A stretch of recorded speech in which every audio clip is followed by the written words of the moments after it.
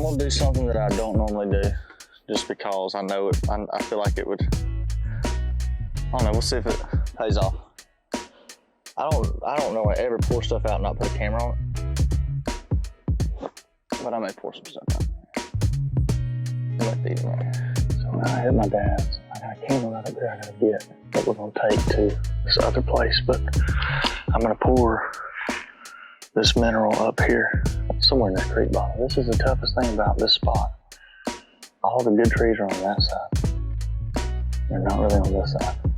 So you can't necessarily, it's tough to hunt. It's tough to really get the deer where you want them and be where you want to be. I got it. I mean, I thought that tree right there was my first thought, but I know once the fall hits, you ain't gonna hunt that tree. If they're in here in the early season, like they were a couple years ago, you can hunt that tree and kill them right here. I'd like to feed it right here somewhere there. Put it like this and put the camera up on this tree and shoot it that way.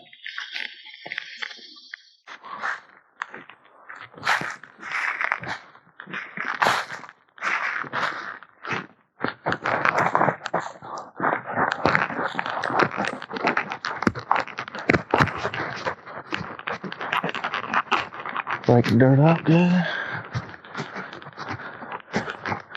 As good as you can get it with your boots.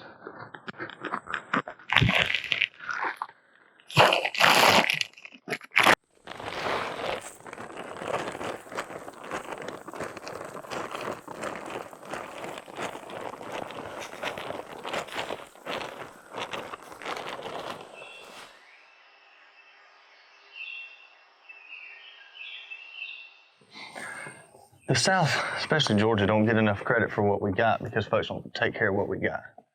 You got stuff that's, I mean, myself included, I've had stuff that I hadn't taken care of and it's my own fault. But I can't be whining and griping and complaining about what I'm seeing and what I'm not seeing and what I'm not killing if I ain't taking care of it. You know what I mean? Ready to go. What we doing, man? Trying to get all this green out of the way, man. First pour of the year. Always a chore.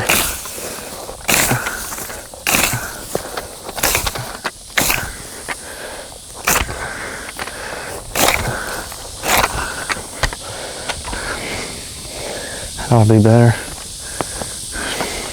Alright folks, it is July 29th.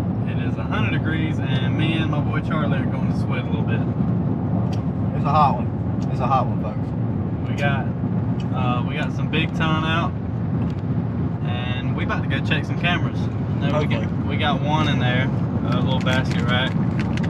Y'all see him on the Instagram. Go check out Hunt More Official's Instagram. Yeah.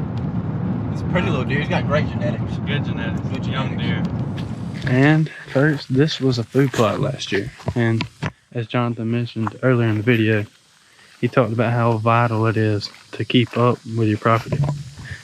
And I 100% agree with that, because now I've got to come back in here, I've got to mow everything back out, spray it, and these dog kennels are a hassle.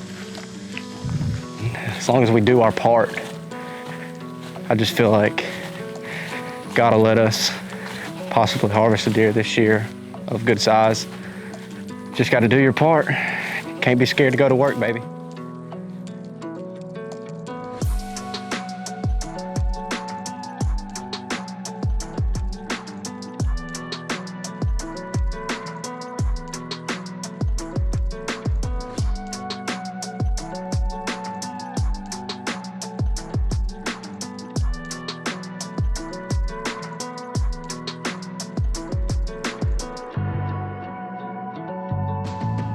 You know, a lot of folks will hear me talk about property and things like that, which I mean, I didn't grow up dealing with property. I grew up in church, really, playing baseball, stuff like that. But when I got into hunting, I mean, you always hear folks talking about everybody else from outside of here killing deer. I mean, up north, out west, other states, but our area, this part of Georgia, always just kind of seemed to get a bad rap. So when I got into hunting, I kind of followed suit. I mean, I was like everybody else, not really seeing too many deer. Dang sure didn't kill a bunch of deer. But it's like the properties I was hunting, I would hunt them and think, there ain't no deer out here. Because it was just, you couldn't see through it, you couldn't walk through it. There was like 1 or 2 places that you could truthfully even hunt. You could be on a 60-acre piece of property and couldn't hunt but 5 acres of it. And when I finally killed my first big deer with my bow, that's when I kind of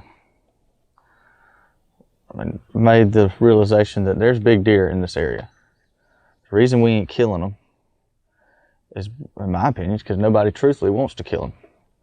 I mean, you look at all these people out west and places, up north, wherever, places where they're consistently killing big deer, most of the time their properties are well managed.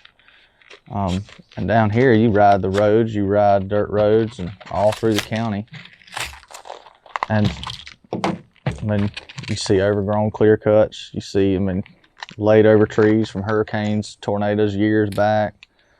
I mean, old fields that's just kind of gone to nothing. Every field that folks decide not to plant anymore, they plant pines in. Not that pines are bad, but I mean, if you're a bow hunter, you ain't sitting in a big old pile of plantation pines whacking deer real easy. I mean, it's tough. And if you are doing that, I mean, to me, that ain't as much fun as getting in the woods and killing one. And that's what we're about.